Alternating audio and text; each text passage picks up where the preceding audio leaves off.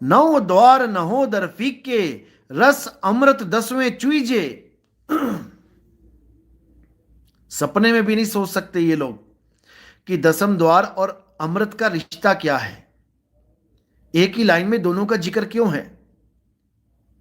एक मूर्खानंद कहता कहता शंकर की जटाओं में, शंकर जी की जटाओं में गंगा है, देखो नितिन दास शिव योग करवा रहा है।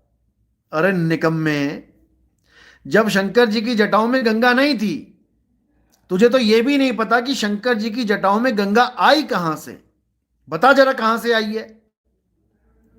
और जब शंकर जी की जटाओं में गंगा नहीं थी, तब शंकर जी कौन सा योग करते थे, यह बता दे। शंकर जी की जटाओं में गंगा नहीं थी। एक समय ऐसा था जब गंगा आई ही नहीं थी धरती पे, पुराणों के अनुसार। तब शिव जी कौन सा योग करते थे, बता जरा। क्योंकि इन लोगों का काम है केवल मूर्ख बनाना, और भोली जनता मूर्ख बन जाती है। भोली जनता मूर्ख बन जाती है, लेकिन हमारा काम है विवेक जगाना। मुझे यह बता दो कि जब तक धरती पे गंगा नहीं आई थी, आप देखो उनकी स्टोरी, उनके किसी भी जो उनके पिता थे, दादा थे, परदादा थे, किसी की भी मुक्ति नहीं हो पा रही थी। किसी की मुक्ति नहीं हो पा रही थी। गंगा आई तो सबकी मुक्ति हुई। तो मुझे यह बता दो कि मुक्ति गंगा से होगी या परमात्मा के नाम से होगी? सत्य क्या है?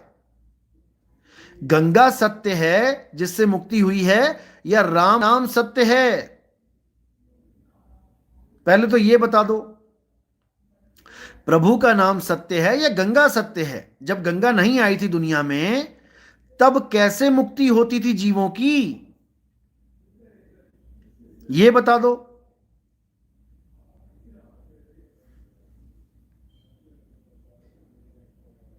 तो भाई विवेक लगाओ। ऐसे निकम्मे कई आएंगे कई जाएंगे जीवन में। ऐसे नहीं किसी के भी पीछे लग जाते। अगर तुमसे कोई पूछे कि शुरू में परमात्मा ही परमात्मा था, जैसे ही वो ये बात करे, तुम उससे पूछो क्या तुमने देखा था कि परमात्मा ही परमात्मा था, या परमात्मा के साथ जीव भी थे? क्या तुमने देखा था, या लिखी बातों पे विश्वास करके बैठे हो? अगर तुमने नहीं देखा तो तुम्हें हक ही नहीं है बोलने का।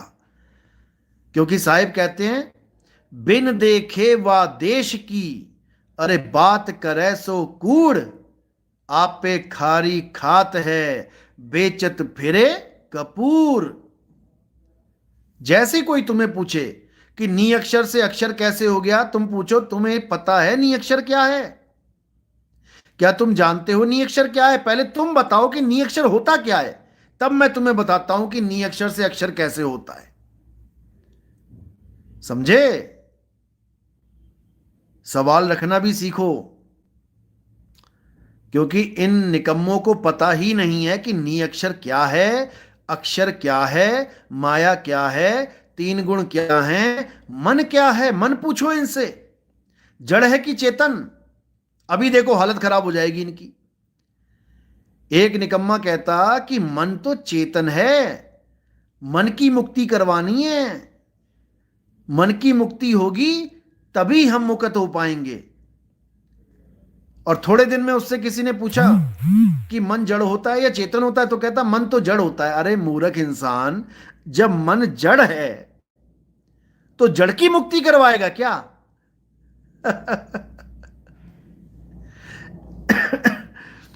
ऐसे ऐसे लोग बैठे हुए हैं, क्या बोला जाए। ये सब सामने आ जाएंगे, चिंता मत करो, सब सामने आ जाएंगे, चिंता मत करो। ये परीक्षा इसीलिए चल रही थी। जो फेल होता जाएगा, सबसे पहली बात तो ये समझ लो कि जो भी मेरे विरोध में बोलेगा फेल हो रहा है, उसका कहीं ना कहीं माया से कनेक्शन है।